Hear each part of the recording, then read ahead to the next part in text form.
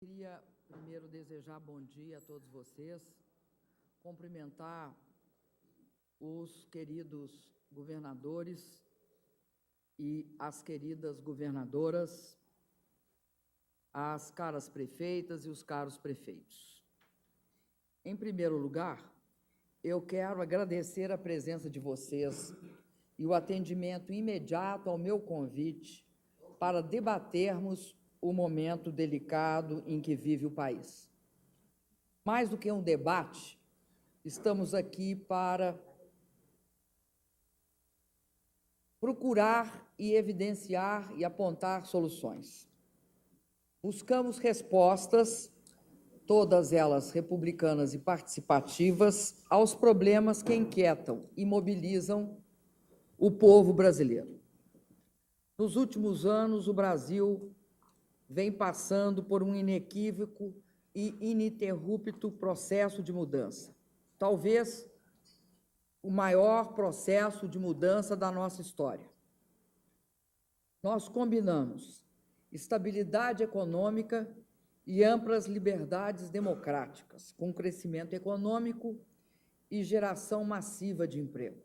Temos, possivelmente, a mais baixa taxa de desemprego do mundo. Inovadoras políticas públicas permitiram a inclusão de 40 milhões de pessoas a um intenso processo de redução das desigualdades. O país deixou de ser governado apenas para um terço da população.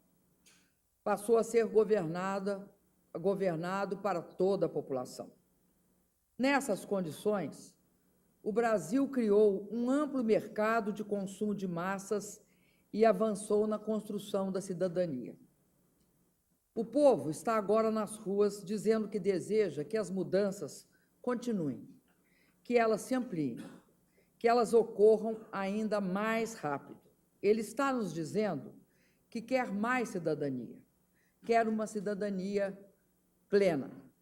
As ruas estão nos dizendo que o país quer serviços públicos de qualidade, quer mecanismos mais eficientes de combate à corrupção que assegurem o bom uso do dinheiro público, quer uma representação política permeável à sociedade onde, como já disse antes, o cidadão, e não o poder econômico, esteja em primeiro lugar.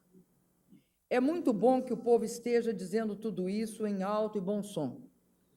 Cabe a cada um de nós, presidenta, ministros, governadores, governadoras, prefeitas, prefeitos, cabe a cada um de nós cumprir essa nova e decisiva dimensão da vontade popular.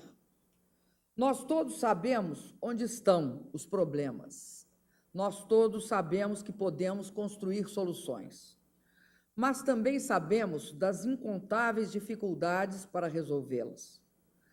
Eu mesma tenho enfrentado, desde que assumi a presidência, inúmeras barreiras, mas a energia que vem das ruas é maior do que qualquer obstáculo.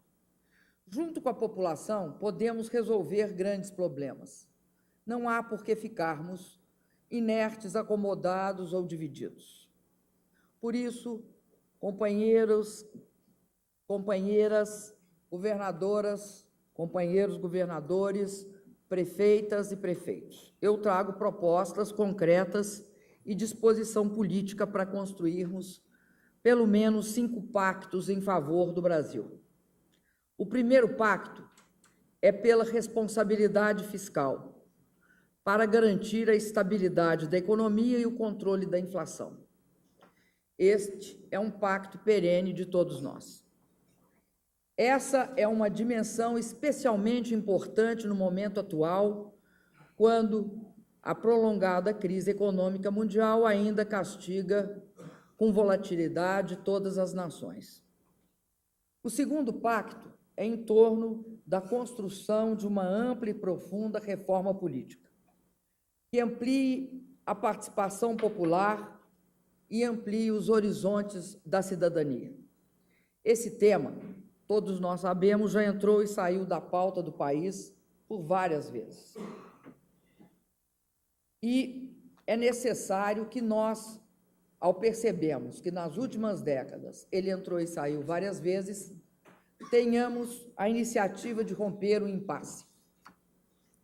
Quero, nesse momento, propor o debate sobre a convocação de um plebiscito popular que autorize o funcionamento de um processo constituinte específico para fazer a reforma política que o país tanto necessita. O Brasil está maduro para avançar e já deixou claro que não quer ficar parado onde está. Devemos também dar prioridade ao combate à corrupção de forma ainda mais contundente do que já vem sendo feito em todas as esferas. Nesse sentido, uma iniciativa fundamental é uma nova legislação que classifique a corrupção dolosa como equivalente a crime hediondo, com penas severas, muito mais severas.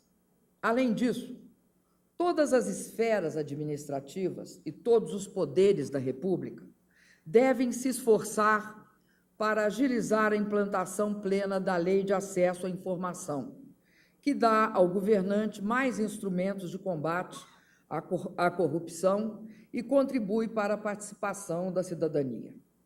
O terceiro pacto é na questão da saúde.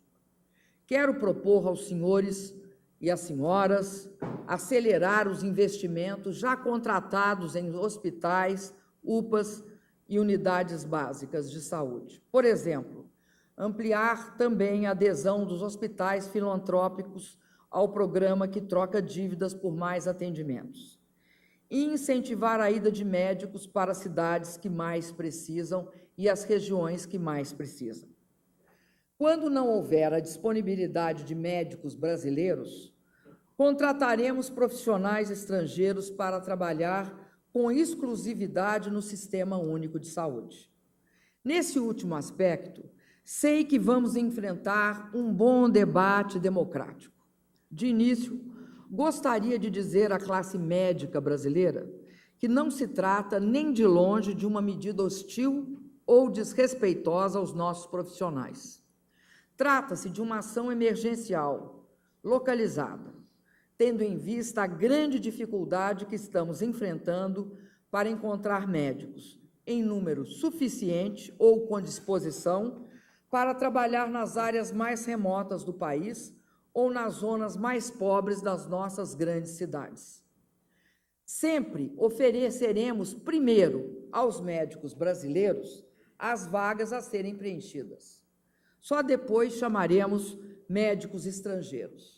Mas é preciso ficar claro que a saúde do cidadão deve prevalecer sobre quaisquer outros interesses. O Brasil continua sendo um dos países do mundo que menos emprega médicos estrangeiros. Por exemplo, 37% dos médicos que trabalham na Inglaterra se graduaram no exterior. Nos Estados Unidos, são 25%. Na Austrália, 22%. Aqui no Brasil, temos apenas 1,79% de médicos estrangeiros. Enquanto isso, temos hoje regiões em nosso país em que a população não tem atendimento médico. Isso não pode continuar. Sabemos mais que ninguém que não vamos melhorar a saúde pública apenas com a contratação de médicos brasileiros e estrangeiros. Por isso, vamos tomar, juntamente com os senhores, uma série de medidas para melhorar as condições físicas da rede de atendimento e todo o ambiente de trabalho dos atuais e futuros profissionais. Ao mesmo tempo, estamos tocando o maior programa da história de ampliação das vagas em cursos de medicina e formação de especialistas. Isso vai significar, entre outras coisas, a criação de 11.447 novas vagas de graduação e 12.376 novas vagas de residência para estudantes brasileiros até 2017. O quarto pacto se propõe a dar um salto de qualidade no transporte público nas grandes cidades. Mudar a matriz desses transportes, fazer mais metrôs, VLTs e corredores de ônibus. Avançar mais rápido em direção ao transporte público, de qualidade e acessível. O governo federal já desonerou impostos, o que permitiu a redução das tarifas de ônibus em 7,23% e 13,75% na tarifa do metrô e dos trens. Além disso, mantivemos congeladas as tarifas de metrô e trens operados pelo governo federal desde 2003. Desoneramos também o IPI para a compra de ônibus. Estamos dispostos agora a ampliar a desoneração do PIS/COFINS sobre o óleo diesel dos ônibus e a energia elétrica consumida por metrôs e trens. Esse processo pode ser fortalecido pelos estados e os municípios com a desoneração de seus impostos. Tenho certeza que as senhoras e os senhores estarão sensíveis a isso. Além disso, decidi destinar mais 50 bilhões de reais para novos investimentos em obras de mobilidade urbana. Essa decisão é reflexo do pleito por melhoria do transporte coletivo no nosso país, onde as grandes cidades crescem e onde, no passado, houve a incorreta opção por não investir em metrôs. Só muito recentemente, nas últimas décadas, é que o metrô passou a ser um dos meios de transporte reconhecidos como sendo objeto da necessidade de investimento. Tenho certeza que nos últimos anos o Brasil tem tido um grande investimento na área de transporte coletivo urbano. E temos muito orgulho de, junto com os governadores e os prefeitos, participarmos deste grande esforço. O nosso pacto precisa, pois, assegurar também uma grande participação da sociedade na discussão política do transporte, uma maior transparência e controle social no cálculo das tarifas de ônibus. Para isso, estou criando o Conselho Nacional de Transporte Público com participação da sociedade civil e dos usuários. A criação de conselhos semelhantes nos municípios e regiões metropolitanas, onde ainda não existem, será extremamente importante. Concluo com o Pacto da Educação Pública. Nenhuma nação se desenvolve sem alfabetização na idade certa e sem creches para a população que mais precisa. Sem educação em tempo integral, sem ensino técnico profissionalizante, sem universidades de excelência, sem pesquisa, ciência e inovação. São condições essenciais para alcançar essas metas, a formação, a valorização e bons salários para os educadores. E isso exige recursos. Avançamos muito nas últimas décadas para reverter o atraso secular da nossa educação. Mas agora precisamos, vou repetir, de mais recursos. Por isso mesmo, meu governo tem lutado junto ao Congresso Nacional para que 100% dos royalties do petróleo e os recursos, 50% dos recursos do pré-sal, a serem recebidos pelas prefeituras, pelo governo federal, pelos municípios e a parte da União, eu repito, sejam investidos na educação. Confio que os senhores congressistas aprovarão esse projeto que tramita no Legislativo com urgência constitucional. Minhas amigas e meus amigos, eu coordenei e, nos últimos tempos, dei uma grande ênfase a essa questão da educação. Acredito que todos nós sabemos que isso transforma, esse esforço na educação transforma um país em nação desenvolvida.